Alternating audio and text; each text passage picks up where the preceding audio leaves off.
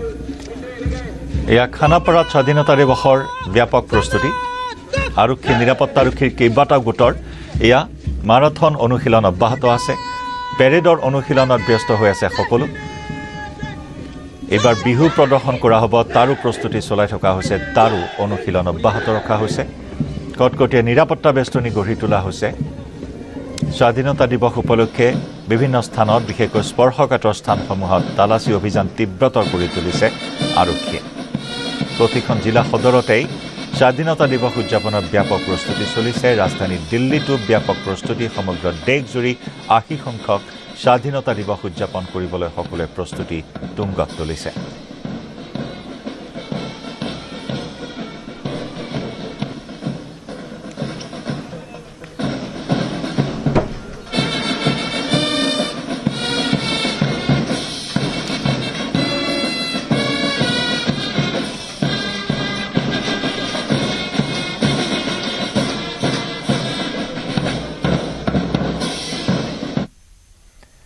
আৰু স্বাধীনতা দিৱসৰ প্ৰাক্ষণত পতাকা প্ৰস্তুতিত ব্যস্ত অসম খাদী আৰু গ্ৰামোন্নয়ন বোৰ্ড প্ৰায় ১৫ লাখ টকাৰ জাতীয় পতাকা নিৰ্মাণৰ প্ৰস্তুতি খাদী বোৰ্ডৰ মুঠ ৭টাকৈ আকাৰত প্ৰস্তুত কৰা জাতীয় পতাকাসমূহ সৰ্বনিম্ন ১০০ টকাৰ পৰা ৪,৭০০ টকালৈ উপলব্ধ হ'ব বজাৰত কেনেদৰে খাদী বোৰ্ডত প্ৰস্তুতি চলোৱা হৈছে জাতীয় পতাকা নিৰ্মাণৰ কাম সেই সন্দৰ্ভত আমাৰ সতীৰ্থ সাংবাদিক অজয় বৰ্মনৰ এক প্ৰতিবেদন আগবঢ়াইছো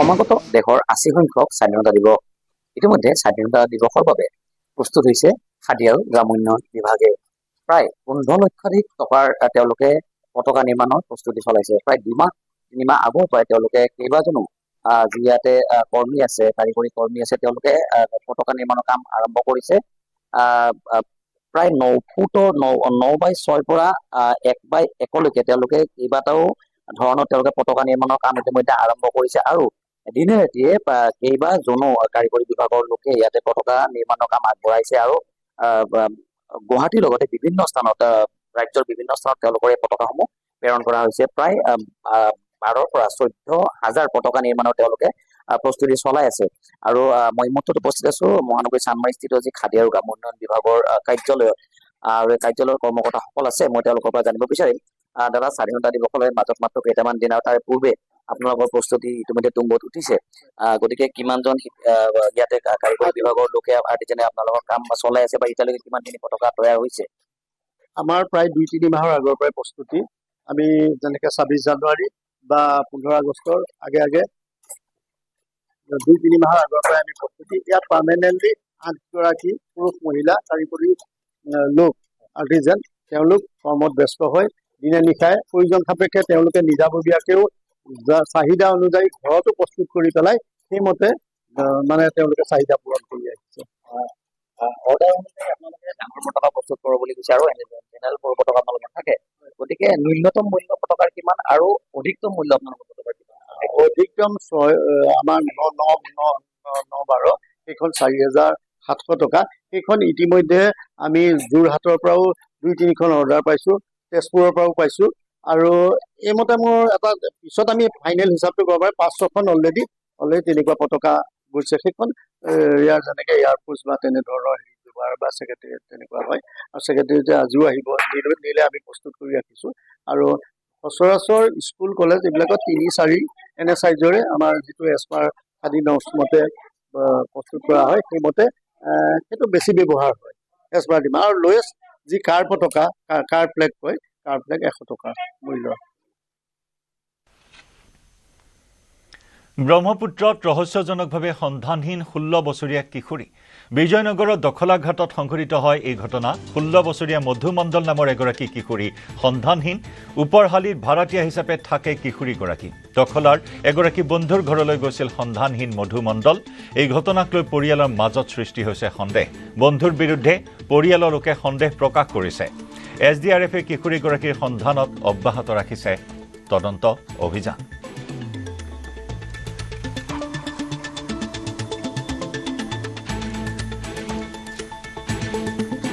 বন্ধুৰ ঘৰতে ৰাতি থাকবা আহিছিল। ৰাতিপুৱা গা ধোৱা আপাটো কৈ আছিল ৰাতিপুৱা গা ধোৱা আছিল। মই ঠেলা মাৰি দিছোঁ।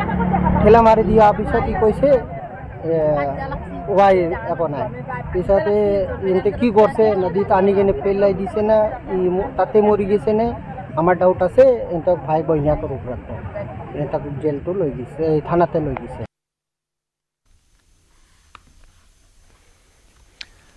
আশী সংখ্যক স্বাধীনতা দিৱস উপলক্ষে জোৰদাৰ প্ৰস্তুতি চলি আছে খানাপাৰাত। কেন্দ্ৰীয়ভাৱে স্বাধীনতা দিৱসৰ প্ৰস্তুতি এয়া শেষ মুহূৰ্তত, অন্তিম এই মুহূৰ্তত অনুশীলনত ব্যস্ত হৈ আছে নিৰাপত্তাৰক্ষী তথা আৰক্ষীৰ কেইবাটাও গোটে। এয়া বিহু প্ৰদৰ্শন, বিহু সংযোজন কৰা হ'ব পেৰেডৰ সময়ছোৱাত। আমাৰ সতীৰ্থ ভাস্কৰজ্যোতি শইকীয়াৰ সৈতে আমি সংযুক্ত হৈছোঁ এই মুহূৰ্তত। ভাস্কৰ, খানাপাৰাত এক উখল মাখল পৰিৱেশ এই মুহূৰ্তত গণৰাজ্য দিৱসৰ প্ৰস্তুতিক লৈ। সেই পৰিৱেশ আমাৰ দৰ্শকসকলক দেখুৱাওক। নিশ্চয়কৈ জয়ন্ত, ইতিমধ্যেই যি আৰক্ষী সঞ্চালক প্ৰধান অসম আৰক্ষী সেয়া সম্পূৰ্ণৰূপে তেওঁ যি এই অনুষ্ঠান আছিল সেই অনুষ্ঠান তেওঁলোকে উপভোগ কৰিলে। সমান্তৰালকৈ যিসমূহ খুঁট ৰৈ গৈছে প্ৰতিটো খুঁটৰ আচলতে তেওঁ নিৰ্দেশ দিছে যে সেইসমূহ তেওঁ শুধৰণি কৰিবলৈ আচলতে পৰামৰ্শ দিছে। সমান্তৰালকৈ যি পেৰেড আছিল প্ৰায় 25টাকৈ প্লাটুনে অংশগ্ৰহণ কৰিছিল। সেই 25টাকৈ প্লাটুনৰ অংশগ্ৰহণৰ প্ৰতিটো মুহূৰ্ত তেওঁ তন্নতন্নকৈ আচলতে চাইছে যে কোনো ধৰণৰ খুঁট থাকি গৈছে নেকি, নিৰাপত্তাৰ ক্ষেত্ৰত সকলো ধৰণৰ তেওঁ ব্যৱস্থা গ্ৰহণ কৰিছে বা যি আৰক্ষীৰ আন যিসকল আচলতে উচ্চপদস্থ বিষয়াসকল আছে তেওঁলোকক পৰামৰ্শ দিছে কোনো ধৰণৰ যাতে খুঁট ৰৈ নাযায়, কোনো ধৰণৰ যাতে নিৰাপত্তাৰ ক্ষেত্ৰত যাতে কোনো ধৰণৰ আচলতে বাধা বিঘিনি নহয় কোনো ধৰণৰ। সমান্তৰালকৈ যি আৰক্ষীৰ লোকসকল আছিল বা যিসমূহ পেৰেডত অংশগ্ৰহণ কৰা প্ৰতিটো প্লাটুনক আচলতে তেওঁ শিকাইছে যে কেনেকুৱা ধৰণে তেওঁলোকে অংশগ্ৰহণ কৰিব। মুখ্যমন্ত্ৰীগৰাকীয়ে যিহেতু উপস্থিত থাকিব আৰু প্ৰতিটো দিশত তন্নতন্নকৈ ব্যৱস্থা তেওঁ হাতত ল'বলৈ ইতিমধ্যে পৰামৰ্শ দিছে। ইতিমধ্যে মন্তব্যও তেওঁ প্ৰদান কৰিছে। আমিও সেয়া পৰৱৰ্তী সময় নিশ্চয়কৈ শুনাবলৈ যত্ন কৰিম। কিন্তু তাৰ প্ৰাক মুহূৰ্তত আমি কৈছোঁ যে যি এই খানাপাৰা পশু চিকিৎসা মহাবিদ্যালয়ৰ খেলপথাৰত আচলতে 80 সংখ্যক যি স্বাধীনতা দিৱস সেয়া উদযাপন, আৰু উদযাপনৰ প্ৰাক মুহূৰ্তত আচলতে আৰক্ষী সঞ্চালক প্ৰধান সমান্তৰালকৈ যি আৰক্ষী আয়ুক্তগৰাকী ইয়াত আহি উপস্থিত আৰু তেওঁ সম্পূৰ্ণৰূপে তন্নতন্নকৈ পৰীক্ষা কৰিছে। গোটেইখিনি আচলতে ঠাইখিনি তেওঁ তন্নতন্নকৈ পৰীক্ষা কৰিছে আৰু তাৰ প্ৰাক মুহূৰ্তত যিসমূহ আচলতে পেৰেডত অংশগ্ৰহণ কৰা যি 25টাকৈ প্লাটুন আছিল সেই 25টাকৈ প্লাটুনৰ প্ৰতিটো প্লাটুনৰ সৈতে তেওঁ কথা বতৰা পাতিছে। কেনেকুৱা ধৰণে সেইসমূহ তেওঁলোকে নিয়াৰিকৈ সুস্থিৰকৈ তেওঁলোকে কামসমূহ কৰিব পাৰে সেই সন্দৰ্ভতো তেওঁ পৰামৰ্শ প্ৰদান কৰিছে। আমি সেই দৃশ্যসমূহ দেখুৱাই থাকিবলৈ যত্ন কৰিছোঁ। কিছু সময়ৰ পিছতে আমি সেই দৃশ্যসমূহ দেখুৱাম। কিন্তু তাৰ প্ৰাক মুহূৰ্তত দেখুৱাইছোঁ যে আৰক্ষী সঞ্চালক প্ৰধানগৰাকী ইতিমধ্যে এই যি খানাপাৰা পশু চিকিৎসা মহাবিদ্যালয় খেলপথাৰ সেই খেলপথাৰৰ পৰা তেওঁ ওলাই গৈছে আৰু যিসমূহ আচলতে তেওঁ ক'বলগীয়া কথা আছিল বা যিসমূহ আচলতে পৰামৰ্শ দিবলগীয়া পৰামৰ্শ আছিল সেই পৰামৰ্শসমূহৰ কথা তেওঁলোকক কৈ থৈ গৈছে। আৰক্ষীৰ বিষয়াসকলক তেওঁলোকক সকলোকে বুজাই বঢ়াই থৈ যোৱা বুলি আমি ইতিমধ্যে ইতিমধ্যে খবৰ লাভ কৰিছোঁ আৰু ইতিমধ্যে ইয়াৰ পৰা তেওঁ ওলাই গৈছে আৰু মই সেই দৃশ্যসমূহ দেখুৱাই লৈছোঁ। প্ৰথমেই তেওঁক সকলোৱে ইয়াৰ পৰা বিদায় দিছে আৰু তাৰ প্ৰাক মুহূৰ্তত আচলতে গোটেই আৰক্ষীৰ যিসমূহ আচলতে লোক আছে ইয়াত, সেই আৰক্ষীৰ লোকসকলৰ আমি কিছু সংখ্যক আমি পৰিৱেশ দেখুৱাবলৈ পৰৱৰ্তী সময়ত যত্ন কৰিম, যিহেতু আজি পুৱাৰ ভাগতো বহুকেইটা আচলতে প্লাটুনে অংশগ্ৰহণ কৰিছিল, 25টাকৈ প্লাটুনে অংশগ্ৰহণ কৰিছিল আৰু তেওঁলোকৰ মাজত যি অনুশীলন, সেই অনুশীলন তেওঁলোকে অব্যাহত ৰাখিছিল। বৰ্তমান সময়তে দেখিবলৈ পোৱা গৈছে তেওঁলোকে দুবাৰকৈ বিয়লিৰ ভাগত দুবাৰকৈ তেওঁলোকে যি পেৰেড আছিল সেই পেৰেডত তেওঁলোকে অংশগ্ৰহণ কৰিছে, অনুশীলন কৰিছে। পুনৰবাৰ আচলতে কিছু সময় পিছতেই পেৰেড হ'ব, সেই পেৰেডত তেওঁলোকে অংশগ্ৰহণ কৰিব বা অনুশীলন কৰিব। 25টাকৈ প্লাটুনৰ যিহেতু কথা কৈছোঁ, সেই 25টাকৈ প্লাটুনত কোন কোন থাকিব, কি কি থাকিব, আচলতে মই সেইসমূহৰ কথা ক'বলৈ বিচাৰিম। অসম আৰক্ষীৰ বহুকেইটা আচলতে দলে ইয়াত অংশগ্ৰহণ কৰিছে, সমান্তৰালকৈ ত্ৰিপুৰা আৰক্ষীৰ এটা দলে ইয়াত অংশগ্ৰহণ কৰিছে, সমান্তৰালকৈ যি BSF, SSB বা যি FNDS আছে বা ফায়াৰ ইমাৰ্জেঞ্চি ছাৰ্ভিচ আছে, সেই তাৰ দলেও আচলতে ইয়াত অংশগ্ৰহণ কৰিছে।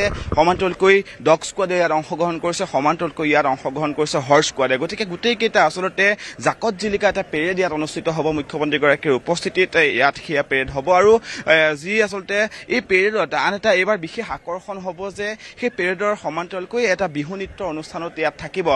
যিসকলে পেৰেড কৰিব, NCC এটা বিশেষ দলে আচলতে ইয়াত বিহুৰ যি আচলতে পেৰেডৰ সমান্তৰালকৈ তেওঁলোকে বিহু নৃত্যও তাত সংযোগ কৰিছে, তাত সংগত কৰিছে। মই আনফালৰ কিছু দৃশ্য দেখুৱাম। মোৰ সোঁফালে আছে বীৰাংগনাসকল, অসম আৰক্ষীৰ বীৰাংগনাসকল আছে, তেওঁলোকে সমৰ কলা ইয়াত প্ৰদৰ্শন কৰিব, তেওঁলোকৰ বন্দুকৰ কিছু কাৰুকাৰ্য ইয়াত প্ৰদৰ্শন কৰিব। তেওঁলোকে সেই যি ভাৰত মাতাৰ যিসমূহ গান আছে, দেশভক্তিমূলক যিসমূহ গান আছে, সেই গানসমূহত তেওঁলোকে কিছু নৃত্য কৰিব আৰু সেই নৃত্যৰে আচলতে ভাৰত মাতাক তেওঁলোকে শ্ৰদ্ধা জনাব। যিহেতু এই 15 আগষ্ট আচলতে বিশেষ, যিহেতু 80 সংখ্যক যি এই স্বাধীনতা দিৱস, সেই স্বাধীনতা দিৱসত আচলতে প্ৰত্যেকগৰাকী লোকে দেখিবলৈ পোৱা গৈছে যে ভাৰত মাতৃলৈ তেওঁলোকে শ্ৰদ্ধাঞ্জলি জনাব। সমান্তৰালকৈ এই অসম আৰক্ষীৰ যি বীৰাংগনাসকল আছে, যিসকল ব্লেক কামাণ্ডো হিচাপেও জনা যায়, সেই কামাণ্ডোসকলে আচলতে মহিলাসকলে, বীৰাংগনাসকলে ভাৰত মাতৃক তেওঁলোকে বিশেষভাৱে এইবাৰ শ্ৰদ্ধা জনাই তেওঁলোকে যি সময় কলা, তেওঁলোকৰ বন্দুকৰ কিছু কাৰুকাৰ্য সেয়া তেওঁলোকে ইয়াত প্ৰদৰ্শন কৰিব। মই দৃশ্যসমূহ দেখুৱাম, কিছু আগলৈও যাম। যিহেতু ইতিমধ্যে কৈছোঁৱেই যে অসম আৰক্ষীৰ সঞ্চালক প্ৰধানগৰাকীয়ে ইতিমধ্যে সকলো দিশ তন্নতন্নকৈ তেওঁ পৰীক্ষা কৰিছে, কোনো ধৰণৰ ত্ৰুটি নথকাকৈ আচলতে যাতে এই 15 আগষ্ট অৰ্থাৎ স্বাধীনতা দিৱসৰ যিহেতু কেন্দ্ৰীয় অনুষ্ঠান, সেই অনুষ্ঠান যাতে সফলতাৰে সম্পূৰ্ণ হয় তাৰ বাবে তেওঁ বিশেষভাৱে লক্ষ্য ৰাখিছে। মুখ্যমন্ত্ৰীগৰাকী ইয়াত আহি যিহেতু উপস্থিত হ'ব, মুখ্যমন্ত্ৰীগৰাকীয়ে পতাকা উত্তোলন কৰিব, সেই ক্ষেত্ৰত যাতে কোনো ধৰণৰ অসুবিধা নহয় সেয়াও তেওঁলোকে তন্নতন্নকৈ পৰীক্ষা কৰিছে। মই সেই কিছু সমৰ কলাৰ দৃশ্যসমূহ দেখুৱাম। তেওঁলোকে ইতিমধ্যে সেয়া অনুশীলন তেওঁলোকে অব্যাহত ৰাখিছে। 15 আগষ্টৰ দিনটোতে পেৰেড হৈ যোৱাৰ পিছতে মুখ্যমন্ত্ৰীৰ সন্মুখত তেওঁলোকে এই যি আচলতে জোৱানসকল আছে বা বীৰাংগনাসকল আছে, সেই বীৰাংগনাসকলৰ কিছু তেওঁলোকৰ সময় কলা প্ৰদৰ্শন কৰিব আৰু সেই প্ৰদৰ্শনেৰে আচলতে ভাৰত মাতৃলৈ শ্ৰদ্ধা জনাব। SFS স্কুলৰ যি NCC কেডেট আছে, সেই NCC কেডেটে বিহুৰ এটা বিশেষ নৃত্য তেওঁলোকে এই যি পেৰেডৰ সমান্তৰালকৈ এটা বিহুৰ নৃত্যও তেওঁলোকে ইয়াত ৰাখিছে। তেওঁলোকৰ সময় কলাৰো তেওঁলোকৰ অনুষ্ঠান আছে, সেই সময় কলাৰ মাজতেই তেওঁলোকে সেই বিহু নৃত্য অনুষ্ঠান কৰিব। আৰু আটাইতকৈ ডাঙৰ কথা, এইবাৰ যি এই আচলতে 15 আগষ্টৰ যি পেৰেড অনুষ্ঠান, সেই পেৰেড অনুষ্ঠানত প্ৰায় 25টাকৈ দলে ইয়াত অংশগ্ৰহণ কৰিব। FNDSৰ বহুকেইখন যি দুচকীয়া বাহন লৈ তেওঁলোকে সেই পেৰেডত অংশগ্ৰহণ কৰিছে। আৰু মই ইতিমধ্যে কৈছোঁৱেই যে হৰ্চ স্কোৱাডৰ প্ৰায় 14টাকৈ ঘোঁৰা লৈ আচলতে হৰ্চ স্কোৱাডৰ এটা বিশেষ প্লাটুন ইয়াত থাকিব। সমান্তৰালকৈ ডগ স্কোৱাড থাকিব। ডগ স্কোৱাডৰ সেই 14টাকৈ আচলতে ডগ লৈ, অৰ্থাৎ তেওঁলোকৰ যি স্নিফাৰ ডগ আছে, সেই স্নিফাৰ ডগ লৈ তেওঁলোকে ইয়াত সেই পেৰেডত অংশগ্ৰহণ কৰিব। আৰু বহুকেইখন স্কুলৰ, বহুকেইখন বিদ্যালয়ৰ ছাত্ৰ ছাত্ৰীসকল অৰ্থাৎ NCC কেডেটসকল ইয়াত থাকিব আৰু সেই কেডেটসকলে এই পেৰেডত অংশগ্ৰহণ কৰিব। যিহেতু কেন্দ্ৰীয়ভাৱে ইয়াতে পালন কৰা হয়, মুখ্যমন্ত্ৰীগৰাকীয়ে পতাকা উত্তোলন কৰে, গতিকে সৰ্বাংগীন সুন্দৰ তেওঁলোকে যাতে কৰিব পাৰে, গোটেই অনুষ্ঠান যাতে সৰ্বাংগীন সুন্দৰ হয় তাৰ বাবে তেওঁলোকে বিশেষভাৱে লক্ষ্য ৰাখিছে। আজিৰ দিনটোত কিছু সময় পূৰ্বে DGP-গৰাকী আহি সম্পূৰ্ণৰূপে তেওঁ তন্নতন্নকৈ গোটেই ঠাইখিনি পৰিদৰ্শন কৰিছে, নিৰাপত্তাৰ ক্ষেত্ৰৰ কথা কৈছে, নিৰাপত্তাৰ ক্ষেত্ৰত যাতে কোনো ধৰণৰ ত্ৰুটি ৰৈ নাযায় তাৰ বাবেও তেওঁ বিশেষভাৱে লক্ষ্য ৰখা দেখিবলৈ পোৱা গৈছে। আৰক্ষী আয়ুক্তগৰাকী ইয়াত উপস্থিত আছে, বিভিন্ন উচ্চপদস্থ আৰক্ষী বিষয়াসকল আহি ইয়াত উপস্থিত হৈছে। তেওঁলোকে সকলো দিশ তন্নতন্নকৈ পৰীক্ষা কৰিছে। প্ৰতিদিনেই এই সমগ্ৰ খানাপাৰা পশু চিকিৎসা মহাবিদ্যালয় খেলপথাৰখন স্নিফাৰ ডগৰ সহায়ত তেওঁলোকে নিৰীক্ষণ কৰি ৰাখিছে সকলো ক্ষেত্ৰত তেওঁলোকে যাতে কোনো ধৰণৰ বাধাৰ সন্মুখীন নহয় বা কোনো ধৰণৰ আচলতে ইয়াত যাতে দুষ্কৃতিকাৰীয়ে কোনো ধৰণৰ কুটাঘাত সংঘটিত কৰিব নোৱাৰে তাৰ বাবেও কিন্তু আৰক্ষী প্ৰশাসন অনবৰতে সষ্টম হৈ থকাও দেখিবলৈ পোৱা গৈছে। এই যি খানাপাৰা পশু চিকিৎসা মহাবিদ্যালয় খেলপথাৰৰ চাৰিওফালে আৰক্ষীৰ এটা বৃহৎ বেষ্টনী তেওঁলোকে ৰাখিছে যাতে সকলোবিলাকৰ দিশৰ ওপৰত তেওঁলোকে নজৰ ৰাখিব পাৰে। এয়া দেখুৱাইছো বীৰাংগনাসকলে তেওঁলোকে হাতত বন্দুক লৈ আচলতে তেওঁলোকে নিজৰ সময় কলা তেওঁলোকে প্ৰদৰ্শন কৰিব, ভাৰত মাতৃক তেওঁলোকে শ্ৰদ্ধা জনাব। বহুকেইটা এনেকুৱা ধৰণৰ বীৰাংগনাৰ দল আছে, প্ৰতিটো বীৰাংগনাৰ দলে এটা এটাকৈ তেওঁলোকে বিশেষ অনুষ্ঠান তেওঁলোকৰ ৰখা হৈছে আৰু সেই অনুষ্ঠানসমূহ তেওঁলোকে অংশগ্ৰহণ কৰিব। মুখ্যমন্ত্ৰীৰ সন্মুখত সেয়া তেওঁলোকে 15 আগষ্টৰ দিনটোত প্ৰদৰ্শন কৰিব। গতিকে এই আচলতে 15 আগষ্টৰ দিনটো সঁচাকৈ বিশেষ হৈ ৰ'ব খানাপাৰা পশু চিকিৎসা মহাবিদ্যালয় খেলপথাৰত। ধুনীয়াকৈ তেওঁলোকে এইবাৰ উদযাপনৰ বাবে চেষ্টা কৰা দেখিবলৈ পোৱা গৈছে। ইতিমধ্যে সম্পূৰ্ণৰূপে মণ্ডপ তেওঁলোকে নিৰ্মাণ কৰিছে আৰু কেনেকুৱা ধৰণে কি হ'ব আচলতে এই দিনটোত কোনফালৰ পৰা মুখ্যমন্ত্ৰীগৰাকী আহিব, কোনফালেদি তেওঁলোক ওলাই যাব, গোটেই দিশসমূহ তন্নতন্নকৈ তেওঁলোকে পৰীক্ষা কৰিছে। প্ৰতিদিনে তেওঁলোকৰ 6-7 বাৰকৈ পেৰেডৰ তেওঁলোকৰ অনুশীলন চলি আছে। যিসমূহ নৃত্য গীতৰ অনুষ্ঠান আছে সেই নৃত্য গীতৰ অনুষ্ঠান কৰা যিসকলে অংশগ্ৰহণ কৰিব সেই সকলো আচলতে ইয়াত তেওঁলোকে সকলোবিলাক অনুশীলন ইয়াত কৰি থকা দেখিবলৈ পোৱা গৈছে আৰু আমি সেই দৃশ্যসমূহ দেখুৱাই আছো খানাপাৰা পশু চিকিৎসা মহাবিদ্যালয় খেলপথাৰৰ পৰা। সকলো অনুশীলন ইতিমধ্যেই তুংগত উঠিছে, সকলো প্ৰস্তুতি ইতিমধ্যে তুংগত আৰু মাজত 2টা দিন, যিহেতু সেই 2টা দিনৰ পিছতেই সমগ্ৰ ভাৰতবৰ্ষই স্বাধীনতা দিৱস তেওঁলোকে পালন কৰিব আৰু স্বাধীনতা দিৱস পালনৰ বাবে ইতিমধ্যে সকলোবিলাক সাজু হৈ উঠিছে। খানাপাৰা পশু চিকিৎসা মহাবিদ্যালয়ৰ দৃশ্য, আৰক্ষীয়ে প্ৰায় 5,000-10,000ৰো অধিক আচলতে আৰক্ষী এটা উপস্থিত থাকিব সেইদিনাখন। সাধাৰণ লোকে সেই অনুষ্ঠানসমূহ তেওঁলোকে উপভোগ কৰিব। মুখ্যমন্ত্ৰীগৰাকী উপস্থিত হৈ তেওঁ পতাকা উত্তোলন কৰিব। গতিকে সকলোবিলাক ক্ষেত্ৰত ইটোৰ পিছত সিটোকৈ তেওঁলোকে অনুষ্ঠানসমূহৰ বিষয়ে তেওঁলোকক বুজোৱা হৈছে যাতে কোনো ধৰণৰ মাজত ক্ৰুটি ৰৈ নাযায়, কোনো ধৰণৰ যাতে খেলি মেলি সৃষ্টি নহয়। সেইদিনাখন মুখ্যমন্ত্ৰীগৰাকীয়ে যিহেতু উপস্থিত থাকিব তাৰ বাবে বিশেষভাৱে তেওঁলোকে তৎপৰতা লোৱা দেখিবলৈ পোৱা গৈছে। আমি দেখুৱাই আছো সেই বীৰাংগনাসকলৰ যি তেওঁলোকৰ অনুশীলন, সেই অনুশীলনৰ দৃশ্যসমূহ আমি দেখুৱাইছো। আনফালে আৰক্ষী প্ৰশাসনৰ উচ্চপদস্থ বিষয়াসকল আছে, আমি সেয়াও ইতিমধ্যে দেখুৱাইছো আৰু আমাৰ হাতত যিহেতু ডিজিপিগৰাকী অসম আৰক্ষীৰ সঞ্চালক প্ৰধানগৰাকীৰ মন্তব্য আছে, সেই মন্তব্যসমূহ আমি কিছু সময়ৰ পিছতে শুনাবলৈ যত্ন কৰিম।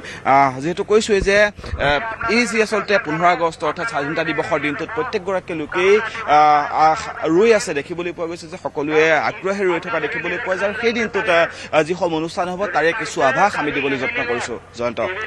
ভাস্কৰ, ধন্যবাদ জনাইছো।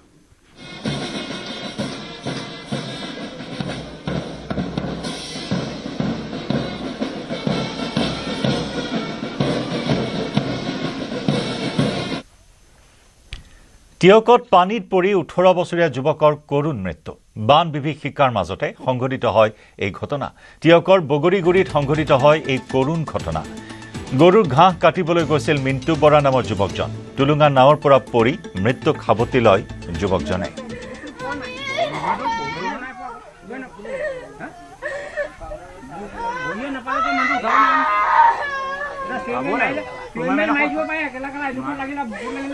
এই বানপানীৰ কাৰণে সেই গৰু ম'হৰ কাৰণে ল'ৰাটোৱে ঘাঁহ আনিবলৈ গৈছিলে। তাৰপৰা নাৱৰ পৰা পিছলি পৰি মানে সি সাঁতুৰিবও নাজানে। তাৰপিছত পানীত ডুব গৈ গ'ল। তাৰপিছতে বহুতো চিঞৰ বাখৰ কৰাৰ পিছত মানুহে আহি বিচাৰ কচা কৰিহে পানীৰ তলৰ পৰাহে তাক উলিয়াইছে। পানী হৈয়ে থাকে। আমাৰ যোৱা বছৰহে আমাৰ পানী নাই, তাৰপৰা আগৰ পৰা আমাৰ ইয়াত পানীটো হৈয়ে থাকে। কিন্তু এইবাৰ পানীটোৰ সোঁত মানে বেছি।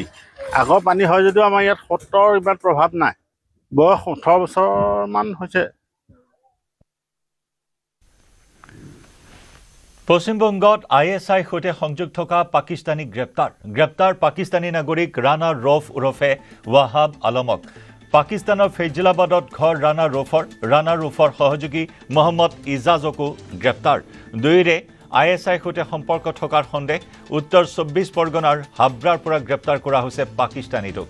ৰৌফৰ পৰা জব্দ কৰা হৈছে ভুৱা ভাৰতীয় পৰিচয় পত্ৰ, জব্দ কৰা হৈছে ভুৱা আধাৰ আৰু ভোটাৰ ID। নেপাল সীমান্তৰে ভাৰতত প্ৰৱেশ কৰিছিল ৰাণা ৰৌফে। ভাৰতীয় সেনাৰ গুৰুত্বপূৰ্ণ তথ্য পাকিস্তানক যোগান দি অহাৰ সন্দেহ। বাংলাদেশলৈ পলায়নৰ পৰিকল্পনা কৰিছিল ৰাণা ৰৌফে। STFে অব্যাহত ৰাখিছে সোধা পোছা।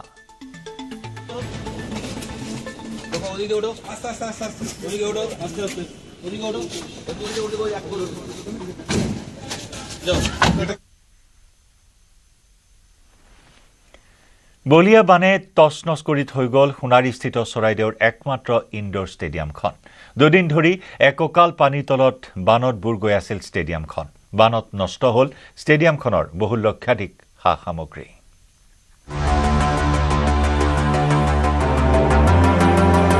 বানে তছনছ কৰিলে চৰাইদেউৰ একমাত্ৰ indoor stadium.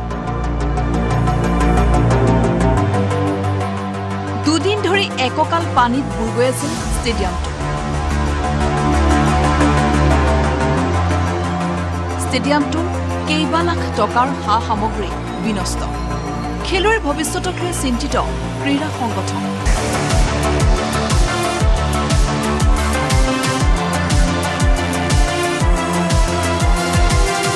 Sonari indoor stadium 1996 চনৰ পৰাই এই ইনডোৰ ষ্টেডিয়ামটোৱে বেডমিণ্টন যি খেল আছে বেডমিণ্টন খেলৰ খেলুৱৈ সৃষ্টি কৰি আহিছে। 1996 চনত ৰাইজৰ দান বৰঙণি তথা তেতিয়াৰ মুখ্যমন্ত্ৰী হিতেশ্বৰ শইকীয়াৰ সামান্য আৰ্থিক সাহায্যৰে গঢ় লৈ উঠা এই ইনডোৰ ষ্টেডিয়ামটোক বানে ধুই গৈছে।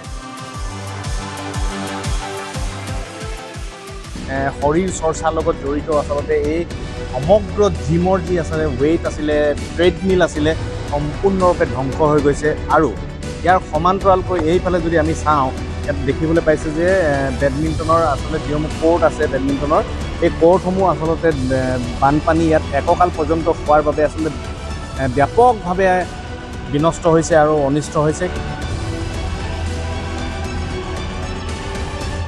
সোণাৰীত বিশেষকৈ এটাই ইনডোৰ ষ্টেডিয়াম আছে যিটো ইয়াত ভিতৰত প্ৰায় এক কঁকালৰ ওপৰত পানী হৈছিলে আৰু বিশেষকৈ ক্ষতি হৈছে আমাৰ মেটকেইখন প্ৰায় পানীত 4 দিন উপঙি থকাৰ ফলত যথেষ্টখিনি ডেমেজ হৈ গ'ল আৰু সেইখিনি ৰিপেয়াৰিং কৰোঁতে আমাৰ বহুতখিনি আৰ্থিক প্ৰয়োজন হ'ল আৰু সেইখিনি জিলা ক্ৰীড়া সন্থাই বহন কৰি মেলি আজি 24টা দিনৰ ভিতৰত আমি যেনে তেনে কৰি পেলাই ল'ৰাই খেলিব পৰা উপযোগী আমি কৰি উলিয়াইছোঁ।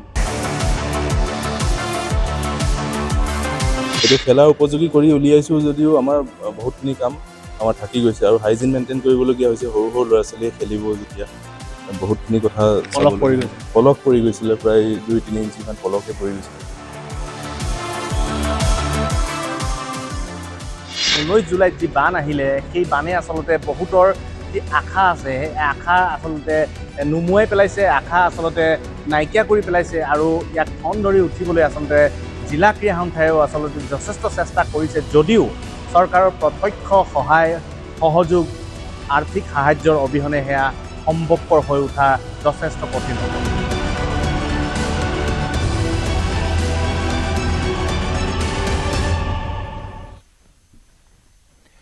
নিউজ 18ৰ অনুসন্ধানত পোহৰলৈ আহিল নগাঁও যোগান বিভাগৰ চৰম অকৰ্মণ্যতা।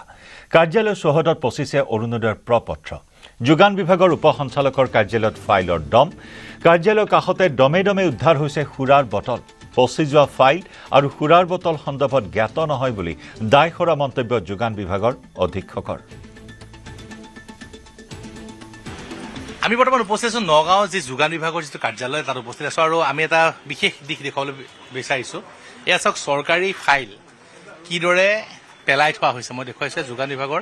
এয়া মুখ্যমন্ত্ৰীৰ সুলভ ইন্ধন আঁচনিৰ ফৰ্ম মই দেখুৱাইছোঁ। চাওক এইসমূহ ফাইল কিদৰে পেলাই থোৱা হৈছে, কিদৰে ইয়াত কাম কৰা হয় মই পুনৰ দেখুৱাইছোঁ। চাওক কিমান ফাইল দম দম হৈ পৰি আছে, যিসমূহ কাগজৰ বাবে হয়তো বহু লোকে গাঁৱৰ পৰা গ্ৰামাঞ্চলৰ পৰা অহা যোৱা কৰিব লাগে, তেওঁলোকে বিভিন্ন ঠাইত যাব লাগে, বিভিন্ন ঠাইত গৈ পেলাই বাৰে বাৰে বহু টেবুলত যাব লাগে, কিন্তু তাৰ পিছত এইসমূহ ফাইল কিদৰে পেলাই থোৱা হয় এয়া মই দেখুৱাইছোঁ। চাওক এইখন এইটো ইয়াত যিটো ডেপুটি ডিৰেক্টৰ অফ ছাপ্লাই যি ছাপ্লাইৰ যি উপ সঞ্চালক নগাঁৱৰ তেওঁৰ কাৰ্যালয়ৰ তেওঁৰ কোঠাৰ তেওঁৰ কাৰ্যালয়ৰ লগত এই বৰ্তমান এইদৰে পেলাই থোৱা হৈছে মই দেখুৱাইছোঁ। এয়া চাওক এইসমূহ ফাইল কিমান গুৰুত্বপূৰ্ণ বিভাগীয় কাগজ পত্ৰ এইদৰে উৱলি গৈছে চাওক।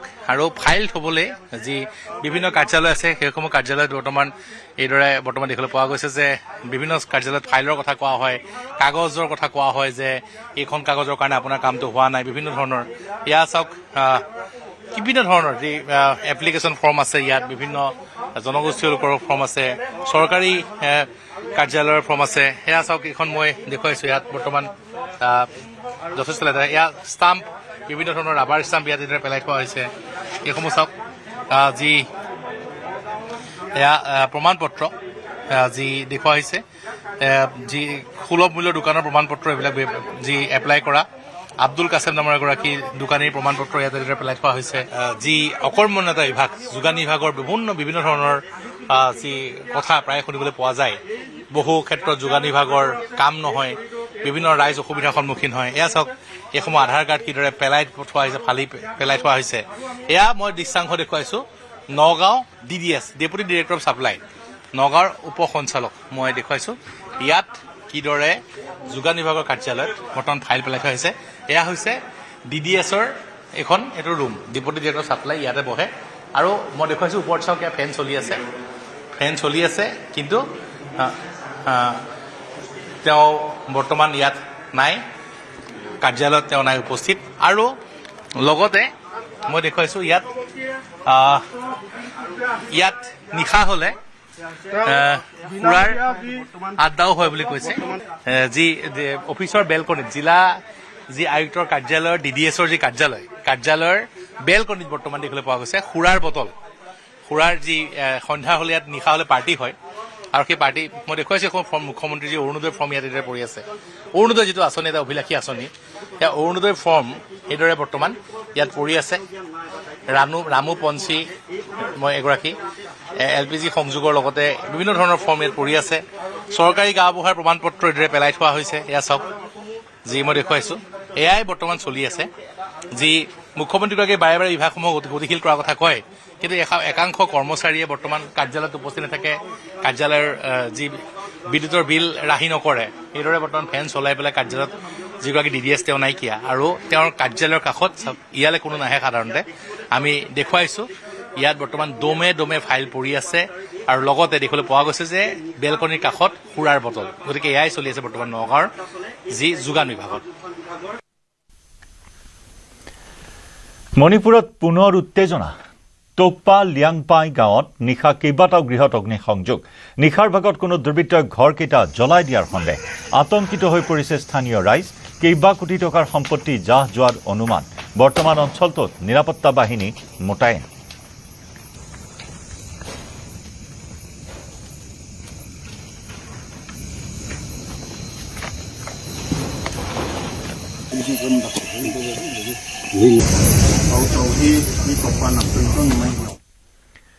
বাৰাণসীত বৃদ্ধি পাইছে গংগা নদীৰ জলস্তৰ বৃদ্ধি পোৱাৰ বাবে কাশীৰ 84টা ঘাটৰ সৈতে সম্পৰ্ক বিচ্ছিন্ন পানীত ডুব গৈছে ঘাটৰ কাষত থকা প্ৰায় 100টা সৰু সৰু মন্দিৰ পানী বঢ়াৰ ফলত অসুবিধাৰ সন্মুখীন হৈছে হৰিচন্দ্ৰ আৰু মণিকৰ্ণিকা ঘাটত অন্তিম সৎকাৰৰ বাবে উপস্থিত হোৱা পৰিয়ালসমূহ বাৰাণসীত প্ৰচণ্ড বৰষুণ হোৱা নাই যদিও পাহাৰত মুখলধাৰ বৰষুণ হোৱাৰ বাবেই গংগা নদীৰ জলস্তৰ বৃদ্ধি পোৱা বুলি স্থানীয় প্ৰশাসনে অৱগত কৰিছে হৰিচন্দ্ৰ ঘাটৰ যিটো প্লেটফৰ্মত শৱদাহ হয় সেই প্লেটফৰ্ম এতিয়া পানীৰ তলত শৱদাহৰ বাবে কোনো পৰিয়ালৰ 3 পৰা 4 ঘণ্টা পৰ্যন্ত অপেক্ষা কৰিবলগীয়া হৈছে মণিকৰ্ণিকা ঘাটতো বৃদ্ধি পোৱা জলস্তৰে প্ৰভাৱ পেলাইছে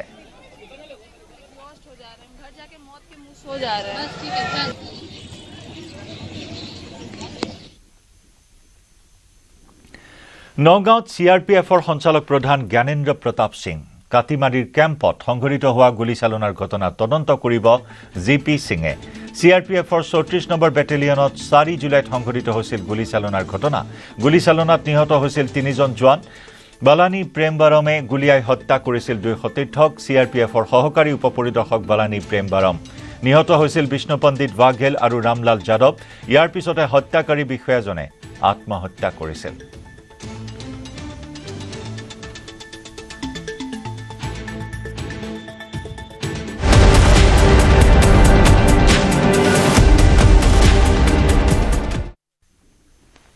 গোগামুখৰ মিংমাং বদতিত অৰুণাচলী গুলীচালনাৰ বিৰুদ্ধে 9 সংগঠনৰ প্ৰতিবাদ পুৱাৰে পৰা অৰুণাচলৰ বিৰুদ্ধে TMPKৰ অৰ্থনৈতিক অৱৰোধ অসমৰে অৰুণাচললৈ সকলো ধৰণৰ যান-বাহনৰ চলাচলত বাধা ফলত ৰাষ্ট্ৰীয় ঘাইপথত আবদ্ধ হৈ পৰে হাজাৰ হাজাৰ বাহন নিৰীহৰ ওপৰত গুলীচালনা কৰা অৰুণাচলীক শীঘ্ৰে গ্ৰেপ্তাৰ কৰি অসমত গতাই দিয়াৰ দাবী প্ৰতিবাদকাৰীৰ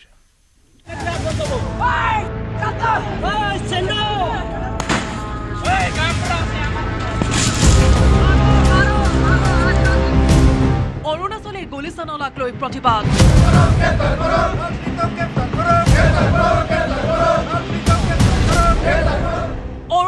বিৰুদ্ধে অৰ্থনৈতিক অৱৰোধ।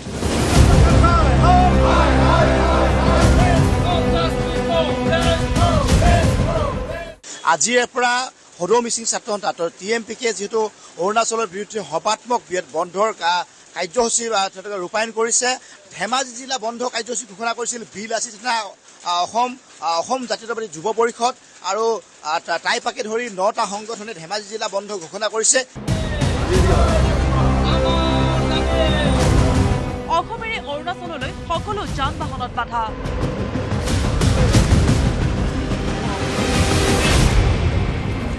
গোগামুখত যি অসমীয়া যুৱকক অৰুণাচলী দুৰ্বৃত্তই নিৰ্বিচাৰ গুলীচালনা কৰিলে তাৰ পাছৰ পৰাই পৰিৱেশটো উত্তেজনাময় হৈ আছে। আৰু আজি আমি যদি চাওঁ গহপুৰৰ যি অসম অৰুণাচল সীমান্ত আছে তাতো চেপা উত্তেজনাই বিৰাজ কৰিছে। ইতিমধ্যে পথ অৱৰোধ তেওঁলোকে কৰিছে। যি মিচিং জাতীয় সংগঠন আছে TMPকে পুৱা 5 বজাৰ পৰা তেওঁলোকে অনিৰ্দিষ্ট কাললৈ এনেদৰে পথ অৱৰোধ কৰিছে। শীঘ্ৰে 5 অৰুণাচলী গ্ৰেপ্তাৰৰ দাবী প্ৰতিবাদকাৰী। কেৱল আলোচনা কৰা আৰু আশ্বস্ত কৰা এইটোতে সীমাবদ্ধ থাকিলে নহ'ব। পেমা খাণ্ডু ডাঙৰীয়াই আগতো আমাক আলোচনা কৰিছিলে, আমাকো দোষী সাব্যস্ত কৰিম বুলি কথা দিছিলে। কিন্তু পাণবাৰী ঘটনাত দেখিছোঁ 2জন মানুহক গুলিয়াই দিয়াৰ পিছতো 2জন মানুহক গুলিয়াই দিয়াৰ পিছতো তেওঁলোকৰ প্ৰশাসনে তেওঁলোকৰ পুলিচে 15 দিনৰ মূৰত মুকলি আকাশৰ তলত এই হত্যাকাৰীসকলক এৰি দিলে। এইকাৰণে আমি দাবী জনাইছো অৰুণাচল পুলিচে আটক কৰি অসম পুলিচক চমজাই দিয়ক। এইটোৱে আমাৰ ফাইনেল ডিমাণ্ড। গোগামুখৰ মিংবাং বদনিত অৰুণাচলী দুৰ্বৃত্তৰ গুলীচালনাৰ বিৰুদ্ধে অব্যাহত আছে প্ৰতিবাদ। বুধবাৰে পুৱা 5 বজাৰ পৰা গোগামুখ চাৰিআলিত অসমেৰে অৰুণাচললৈ সকলো যান বাহন চলাচলত বাধা দিয়াৰ চেষ্টা চলাই প্ৰতিবাদী সংগঠনকেইটাই।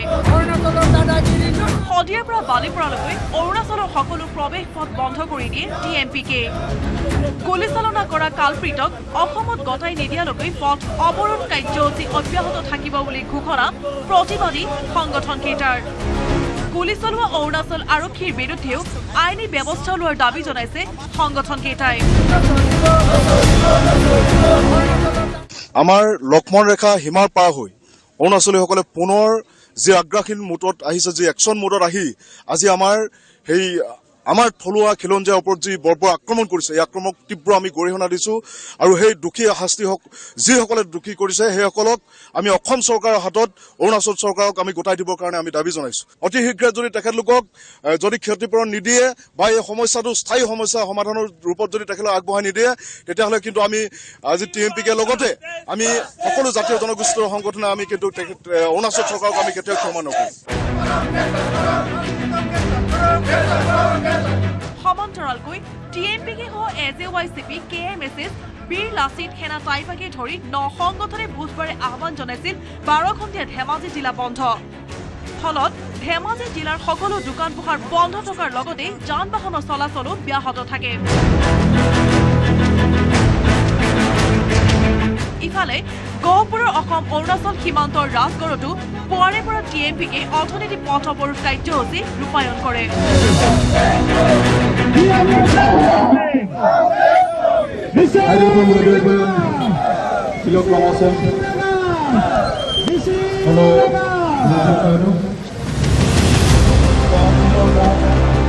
ইপিনে দীৰ্ঘদিন ধৰি চলি অহা অসম অৰুণাচলৰ সীমা বিবাদৰ সমস্যা শীঘ্ৰে নিষ্পত্তি কৰিবলৈ 2খন চৰকাৰক দাবী জনাইছে TMPকে। অৰুণাচল গভমেণ্টক আমি দাবী জনাব বিচাৰিছোঁ, সকীয়াই দিব বিচাৰিছোঁ। অৰুণাচলে যি ধৰণে অসমৰ নিৰীহ যুৱকক বা অসমৰ জনসাধাৰণৰ ওপৰত যি ধৰণে নিৰ্বিচাৰ অত্যাচাৰ আৰু হত্যা বন্ধ কৰিব লাগে। অন্যথা আমি অনাগত দিনত অসম অৰুণাচল সীমান্তৱৰ্তী যিমানটা গেট আছে সেই গেটসমূহ আমি অনিৰ্দিষ্ট কাললৈ অৱৰোধ কৰিবলৈ বাধ্য হ'ম। ইফালে গোগামুখৰ ঘটনাৰ দোষীয়ে শাস্তি পাব বুলি মন্তব্য কৰে মুখ্যমন্ত্ৰী হিমন্ত বিশ্ব শৰ্মাই। ইতিমধ্যে গোগামুখৰ মিংবাং বদনিৰ গুলীচালনা ঘটনাৰ তদন্তৰ বাবে পেমা খাণ্ডুক আহ্বান জনাইছে মুখ্যমন্ত্ৰী হিমন্ত বিশ্ব শৰ্মাই। দুৰ্বৃত্তক চিনাক্ত কৰি শাস্তি বিহাৰ আহ্বান অৰুণাচলৰ মুখ্যমন্ত্ৰীগৰাকীক।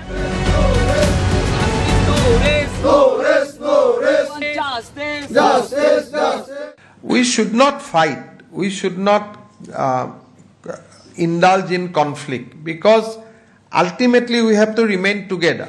So I urge, I request Honorable Chief Minister of Arunachal that you must order an inquiry, you must find out the culprit and you should punish. ইতিমধ্যে মুখ্যমন্ত্ৰী হিমন্ত বিশ্ব শৰ্মাৰ নিৰ্দেশত গোগামুখৰ মিমবাং বদতিৰ ঘটনাস্থলী পৰিদৰ্শন কৰিছে মন্ত্ৰী ৰণোজ পেগুৱে। আনহাতে মিমবাং বদতি গুলীচালনাৰ তদন্তৰ আশ্বাস দিলে অৰুণাচলৰ মুখ্যমন্ত্ৰীয়ে। দোষীৰ বিৰুদ্ধে আইন অনুসৰি ব্যৱস্থা লোৱা হ'ব বুলি মন্ত্ৰী ৰণোজ পেগুক ফোনযোগে জনালে অৰুণাচলৰ মুখ্যমন্ত্ৰী Pema খাণ্ডুৱে। Bureau Report, News 18, Assam North East. नहीं चलेगा, नहीं चलेगा। We want justice. Justice, justice. We want justice. Justice, justice. निरंगम लेगा तो। গোগামুখৰ মিংমাং বদতিত অৰুণাচলী নিৰ্বিচাৰ গুলীচালনাৰ বিৰুদ্ধে আজি লখিমপুৰৰ অসম অৰুণাচল সীমান্তৰ বান্দৰদেৱাত 15 নম্বৰ ৰাষ্ট্ৰীয় ঘাইপথ অৱৰোধ কৰি প্ৰতিবাদ সাব্যস্ত কৰিলে TMPK আৰু MMKৰ শ প্ৰতিবাদকাৰীয়ে। অৰুণাচল চৰকাৰ প্ৰশাসনে অভিযুক্তৰ বিৰুদ্ধে কোনো ধৰণৰ ব্যৱস্থা গ্ৰহণ নকৰাত ক্ষোভিত হৈ পৰে প্ৰতিবাদকাৰীসকল।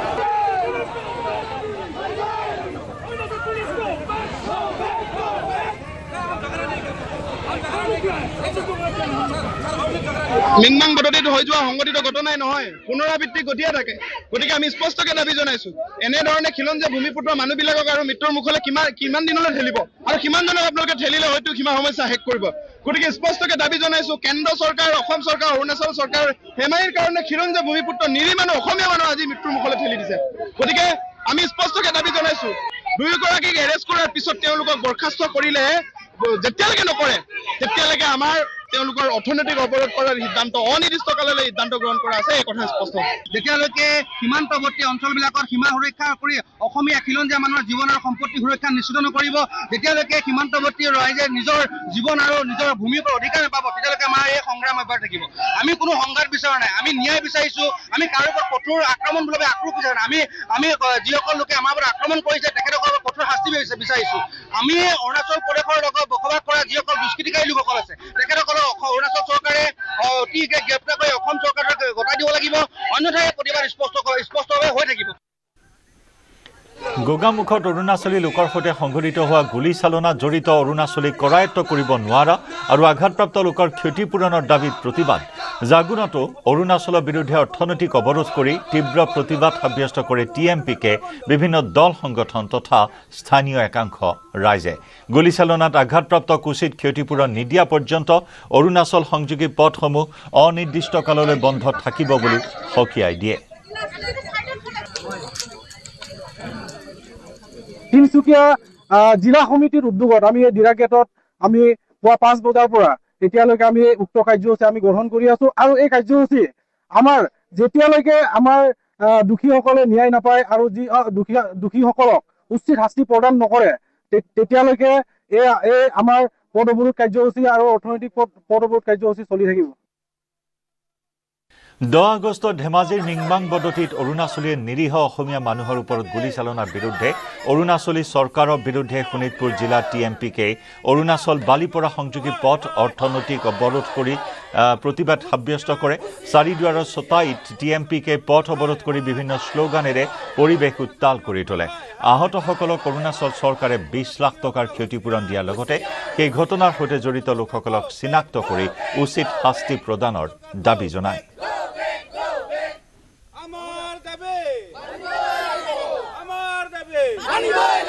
We want justice. Justice, justice. We want justice. Justice, justice. No justice.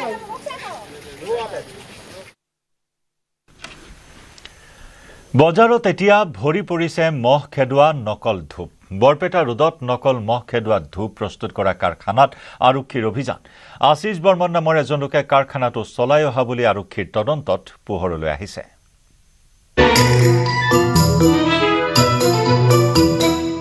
মহে কামুৰিছে নেকি? মহ খেদোৱা ধূপ জ্বলাইছে কিন্তু কামত অহা নাই। ক'ৰ পৰা আহিব? নামত কিলাৰ কিন্তু খুদ ঘাতকেই হৈ পৰিছে ভেজাল ঘাতক অৰ্থাৎ কিলাৰ মহ খেদিবলৈ বহুলকে ব্যৱহাৰ কৰে কিলাৰ পিছে এই কিলাৰ ধূপ জ্বলালেও মহ আঁতৰি যোৱাটো দূৰৰে কথা ধোঁৱাৰ গোন্ধে গোন্ধে যেন নাচিহে থাকে মহে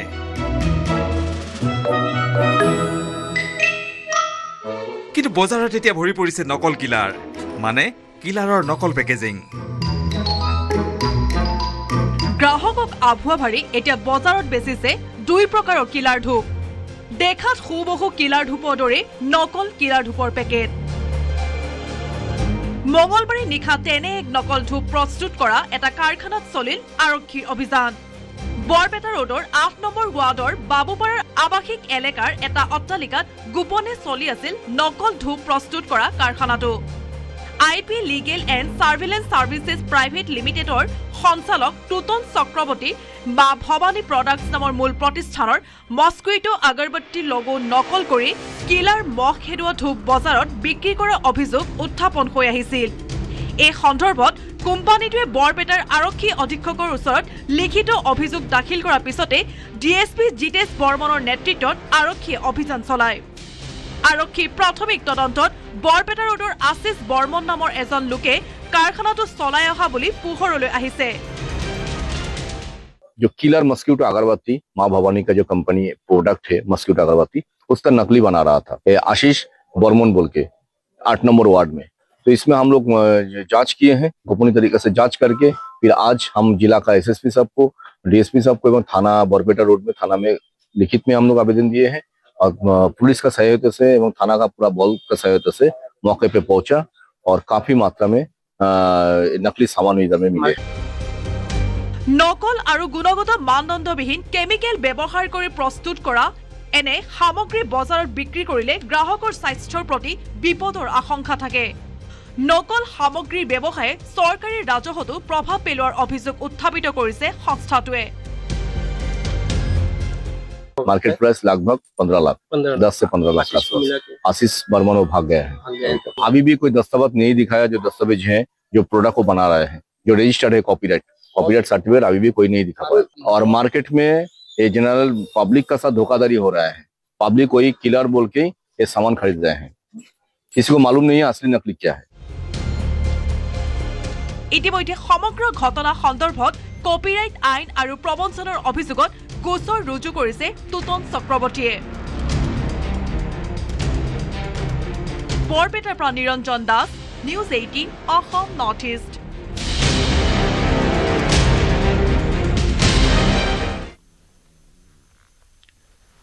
চৰাইদেউ যোৰহাট আৰু গোলাঘাট বানত আক্ৰান্ত শিৱসাগৰত বৰ্তমান 3টা মহকুমাত বানত আক্ৰান্ত হৈ আছে শিৱসাগৰত এতিয়াও 15টা আশ্ৰয় শিবিৰ চলি আছে ৰাজ্য চৰকাৰে 793খন স্কুলক 2 লাখ কোটি টকা আগবঢ়াইছে 90% বান বিধ্বস্ত বিদ্যালয়ত পাঠদান আৰম্ভ 15 আগষ্টৰ পূৰ্বে সকলো বিদ্যালয়ৰ পাঠদানৰ উপযোগী হৈ উঠিব 20 আগষ্টৰ আগতে 4 জিলাৰ নামঘৰসমূহলৈ সাহায্য প্ৰতিটো নামঘৰক চৰকাৰে প্ৰদান কৰিব 1.5 লাখ টকা 64891টা পৰিয়ালক প্ৰদান কৰা হৈছে 15000 কোটি টকা বৰ্তমানেও 31212টা পৰিয়ালক দিব আৰ্থিক সাহায্য মুকলি কৰি দিয়াৰ প্ৰক্ৰিয়া চলি আছে অহা 2-3 দিনত লাভ কৰিব আৰ্থিক সাহায্য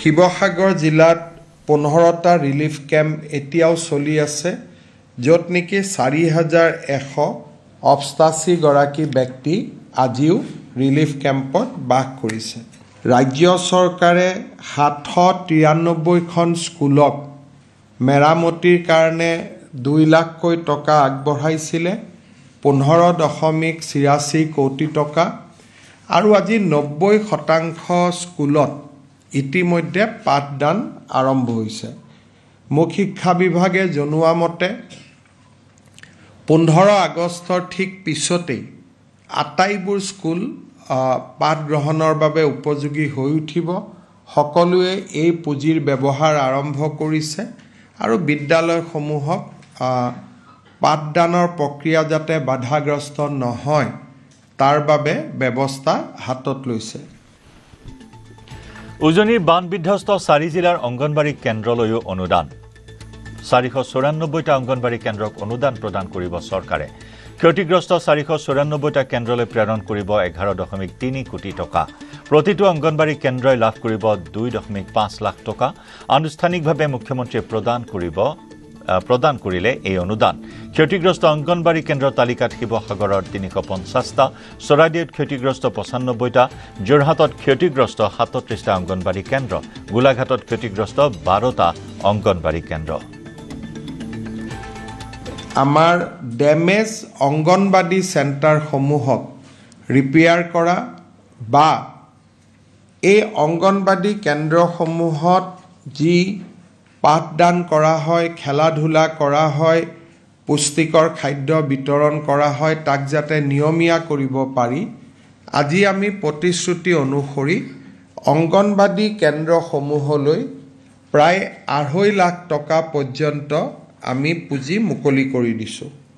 শিৱসাগৰ জিলাত 350টা অংগনবাদী কেন্দ্ৰ, চৰাইদেউ জিলাত 95টা অংগনবাদী কেন্দ্ৰ, যোৰহাট জিলাত 37টা অংগনবাদী কেন্দ্ৰ আৰু গোলাঘাট জিলাত 12টা অংগনবাদী কেন্দ্ৰ, 494টা অংগনবাদী কেন্দ্ৰ ডেমেজ হৈছিলে আৰু প্ৰত্যেকটো অংগনবাদী কেন্দ্ৰকে 2 লাখৰ পৰা 2,50,000 পৰ্যন্ত ডেমেজৰ যিটো পৰিমাণ, সেই পৰিমাণ অনুসৰি তেখেতসকললৈকে মুকলি কৰি দিয়া হৈছে।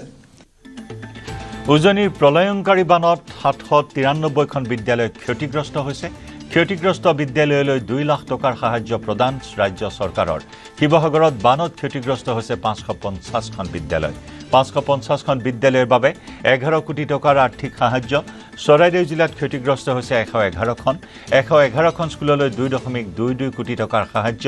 যোৰহাটত ক্ষতিগ্ৰস্ত হৈছে 29খন। 29খন স্কুললৈ আগবঢ়োৱা হৈছে 0.58 কোটি টকাৰ সাহায্য। গোলাঘাট জিলাত ক্ষতিগ্ৰস্ত 103খন স্কুল, 103খন বিদ্যালয়লৈ 2 কোটি 6 লাখ টকাৰ সাহায্য প্ৰদান। ৰাজ্য চৰকাৰে 793খন স্কুলক মেৰামতিৰ কাৰণে 2 লাখকৈ টকা আগবঢ়াইছিলে, 15.83 কোটি টকা, আৰু আজি 90% স্কুলত ইতিমধ্যে পাঠদান আৰম্ভ হৈছে। মুখ্য শিক্ষা বিভাগে জনোৱা মতে 15 আগষ্টৰ ঠিক পিছতেই আটাইবোৰ স্কুল পাঠ গ্ৰহণৰ বাবে উপযোগী হৈ উঠিব। সকলোৱে এই পুঁজিৰ ব্যৱহাৰ আৰম্ভ কৰিছে আৰু বিদ্যালয়সমূহক পাঠদানৰ প্ৰক্ৰিয়া যাতে বাধাগ্ৰস্ত নহয় তাৰ বাবে ব্যৱস্থা হাতত লৈছে। শিক্ষা বিভাগে ইতিমধ্যে বিনামূলীয়া পাঠ্যপুথি এই বিদ্যালয়সমূহক আকৌ এবাৰ যোগান ধৰিছে আৰু মুখ্যমন্ত্ৰীৰ সাহায্য পুঁজিৰ পৰা ছাত্ৰ ছাত্ৰীসকললৈ ইউনিফৰ্ম, নতুনকৈ আৰু 2 সাজ ইউনিফৰ্ম কিনি দিয়া আৰু সমান্তৰালভাৱে ছাত্ৰ ছাত্ৰীসকললৈ 1,000, 3,000 আৰু 5,000 টকাৰ এককালীন সাহায্যও আগবঢ়াইছে। আজি আমি এই প্ৰক্ৰিয়াৰ লগত সংগতি ৰাখি আমাৰ ডেমেজ অংগনবাদী চেণ্টাৰসমূহক ৰিপেয়াৰ কৰা বা এই অংগনবাদী কেন্দ্ৰসমূহত যি পাঠদান কৰা হয়, খেলা ধূলা কৰা হয়, পুষ্টিকৰ খাদ্য বিতৰণ কৰা হয়, তাক যাতে নিয়মীয়া কৰিব পাৰি, আজি আমি প্ৰতিশ্ৰুতি অনুসৰি অংগনবাদী কেন্দ্ৰসমূহলৈ প্ৰায় 2.5 লাখ টকা পৰ্যন্ত আমি পুঁজি মুকলি কৰি দিছোঁ। শিৱসাগৰ জিলাত 350টা অংগনবাদী কেন্দ্ৰ, চৰাইদেউ জিলাত 95টা অংগনবাদী কেন্দ্ৰ, যোৰহাট জিলাত 37টা অংগনবাদী কেন্দ্ৰ আৰু গোলাঘাট জিলাত 12টা অংগনবাদী কেন্দ্ৰ, 494টা অংগনবাদী কেন্দ্ৰ ডেমেজ হৈছিলে আৰু প্ৰত্যেকটো অংগনবাদী কেন্দ্ৰকে 2 লাখৰ পৰা 2,50,000 পৰ্যন্ত ডেমেজৰ যিটো পৰিমাণ, সেই পৰিমাণ অনুসৰি তেখেতসকললৈকে মুকলি কৰি দিয়া হৈছে। প্ৰলয়ংকাৰী বানত ক্ষতিগ্ৰস্ত 8,325টা পৰিয়ালৰ ক্ষতিৰ জৰীপ সম্পূৰ্ণ। 30 আগষ্টত শেষ হ'ব বানৰ ক্ষয় ক্ষতিৰ জৰীপ 30 আগষ্টৰ পাছত প্ৰকাশ পাব ক্ষতিগ্ৰস্তৰ খচৰা তালিকা জৰীপত চৰকাৰৰ হাতত প্ৰায় 150 কোটি টকাৰ ক্ষয় ক্ষতিৰ হিচাপ 10 ছেপ্টেম্বৰৰ পৰা দ্বিতীয়লানি জৰীপ হ'ব ক্ষয় ক্ষতিৰ 10 পৰা 15 ছেপ্টেম্বৰলৈ হ'ব দ্বিতীয়লানি জৰীপ প্ৰথমবাৰ জৰীপৰ বিসংগতি আঁতৰাবলৈ হ'ব দ্বিতীয় জৰীপ বানৰ ক্ষতিপূৰণৰ বাবে চৰকাৰে ব্যয় কৰিব প্ৰায় 1000 কোটি টকা 8000 পৰিয়ালৰ ডেমেজ এছেছমেণ্ট কৰোঁতে আমি দেখা পাইছোঁ যে প্ৰায় 150 কোটি টকাতকৈ অধিক ইতিমধ্যে ডেমেজ ৰিপৰ্ট আমালৈকে আহিছে আৰু এইটো মাত্ৰ আৰম্ভ হৈছে it will continue up to 38 August তাৰমানে প্ৰায় 50-60 হাজাৰ পৰিয়ালৰ ওচৰলৈকে যাব প্ৰক্ৰিয়া চলি আছে আৰু আমি ইয়াক 30 আগষ্টৰ ভিতৰত ইয়াক আমি শেষ কৰিব কৈছোঁ 30 আগষ্টত ইয়াত শেষ হোৱাৰ পিছত আমি এখন ড্ৰাফট লিষ্ট উলিয়াম যে এইকেইটা পৰিয়ালক আমি ক্ষতিগ্ৰস্ত হৈছে আৰু তেওঁলোকক আমি সহায় দিব খোজোঁ ৰাইজে অভিযোগ কৰিব পাৰিব যে এই পৰিয়ালৰটো পানী উঠাই নাছিল তেওঁলোকে কেনেকৈ টকা পাব বা এই পৰিয়ালৰ পানী উঠিছিলে তেওঁৰ ঘৰত কিয় এছেছমেণ্ট নগ'ল 1 তাৰিখৰ পৰা 10 ছেপ্টেম্বৰলৈকে আমি আৰু এটা এছেছমেণ্ট আৰম্ভ কৰিম যে প্ৰথম পৰ্যায়ৰ এছেছমেণ্টটো কাৰেক্ট হৈছিলে নে নাই অৰ্থাৎ প্ৰথম পৰ্যায়ৰ শিক্ষকসকলে বা ছাৰ্ভেয়াৰসকলে কাবাৰ এছেছমেণ্ট নকৰিলে নেকি বা কাৰোবাক ভুল কৰি এছেছমেণ্ট কৰিলে নেকি অৰ্থাৎ 8 তাৰিখৰ পৰা 30 তাৰিখলৈকে যিটো এছেছমেণ্ট হৈছে এই এছেছ হোৱা প্ৰত্যেকটো পৰিয়ালৰ ঘৰত ফ্ৰেছ ছাৰ্ভেয়াৰ এই 960 গৰাকী নহয় বেলেগ 960 গৰাকী আকৌ এবাৰ যাব তাৰমানে আমি ডাবল চেক কৰিম যে কৰবাত কোনোবাই ভুল কৰি থৈ গৈছে নেকি যেতিয়া ডাবল চেকিং হ'ব সেইটো আমি 15 ছেপ্টেম্বৰত শেষ কৰিম কাৰণ প্ৰথম একমাহ লাগিব ডাবল চেকিং কৰোঁতে আমাক 15 দিনতকৈ বেছি নালাগে আমি আশা কৰিছোঁ যে এই গোটেই প্ৰক্ৰিয়াত প্ৰায় 1000 কোটি টকাতকৈ বেছি ৰাজ্য চৰকাৰে ডেমেজ এছেছমেণ্ট ডেমেজত খৰচ কৰাৰ সম্ভাৱনা আছে 26,267 জন লোকে মুখ্যমন্ত্ৰীৰ সাহায্য পুঁজিলৈ সহায় আগবঢ়াইছে 900 ব্যক্তিয়ে সাহায্য আগবঢ়োৱাৰ বাবে সময় বিচাৰিছে মডেল হাউচিং কলনী নিৰ্মাণত ব্যৱহাৰ কৰা হ'ব মুখ্যমন্ত্ৰীৰ সাহায্য পুঁজিৰ ধন ঘৰবাৰী নিচিহ্ন হোৱা অঞ্চলত মডেল হাউচিং কলনীৰ চিন্তা সংবাদমেলত এই মন্তব্য মুখ্যমন্ত্ৰীৰ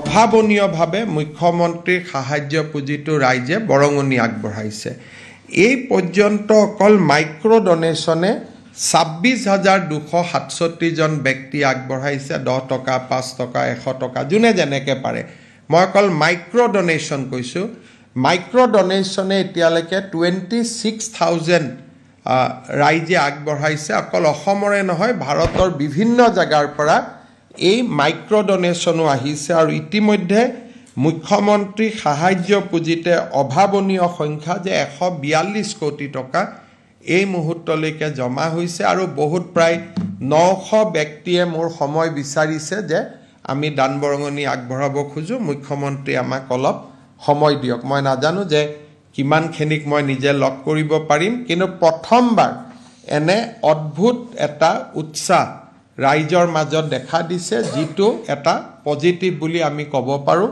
মুখ্যমন্ত্ৰীৰ সাহায্য পুঁজিৰ এই ধনো আমি মডেল হাউচিং কলনী নিৰ্মাণৰ ক্ষেত্ৰত ব্যৱহাৰ কৰিম সেই ধৰণে আমি চিন্তা কৰি থৈছোঁ আৰু এই গোটেই আঁচনিবিলাকত য'ত চৰকাৰৰ নীতি নিয়মে ঢুকি নাপায় তাত আমি CM ৰিলিফ ফাণ্ডৰ পৰা আৰু য'ত চৰকাৰৰ নীতি নিয়মে ঢুকি পায় তাত চৰকাৰৰ পৰা এই দুইটা ফাণ্ডক আমি একেলগ কৰি আমি এই পুনৰ সাহায্য অভিযানত আমি নামি পৰিছোঁ আৰু আমি আগবাঢ়ি যাম বানপানীৰ স্থায়ী সমাধানৰ লক্ষ্য চৰকাৰৰ অসমৰ বানৰ ৰাষ্ট্ৰীয় সমাধান বিচাৰি ইয়াৰ বাবে এইবাৰ বহু ভিডিঅ' ৰেকৰ্ড কৰি ৰাখিছোঁ ডাঙৰ ডাঙৰ প্ৰতিষ্ঠানৰ সৈতে সমাধানৰ বিষয়ে কথা পাতিব বুলিও সংবাদমেলত মন্তব্য মুখ্যমন্ত্ৰীৰ যে অসমৰ বানপানীৰ বিভীষিকা আচলতে তাক আমি বানপানী পাৰ হৈ যোৱাৰ পিছত আলোচনা নকৰোঁ এইবাৰ আমি বহুতবিলাক ভিডিঅ' আমি কেপচাৰ কৰি থৈছিলোঁ যাতে এই বিভীষিকা আমি ৰাষ্ট্ৰীয় পৰ্যায়তো আমি দেখাব পাৰোঁ যাতে অসমৰ বানৰ আমি ৰাষ্ট্ৰীয় সমাধান বিচাৰিব পাৰোঁ সেইকাৰণে এইবাৰ আমি বহুতকেইটা ডকুমেণ্টেশ্যন কৰিছোঁ অসমৰ বানপানীৰ ৰাষ্ট্ৰীয় সমাধান বিচাৰি আৰু ৰাষ্ট্ৰীয় সমাধান কেনেকৈ হ'ব যেতিয়া দেশৰ আটাইতকৈ ডাঙৰ ইনষ্টিটিউশ্যনবিলাকে ৰুৰকীৰ পৰা আৰম্ভ কৰি IIT সকলোৱে নিজৰ ফিডবেক দিব পাৰে আৰু সেই দিশতো এইবাৰ আমি কাম কৰিছোঁ যে আমাৰ টকা পইচা আছে আমাক ইয়াৰ সৈতে খবৰ মহানগৰৰ পৰা বিদায় লৈছোঁ নমস্কাৰ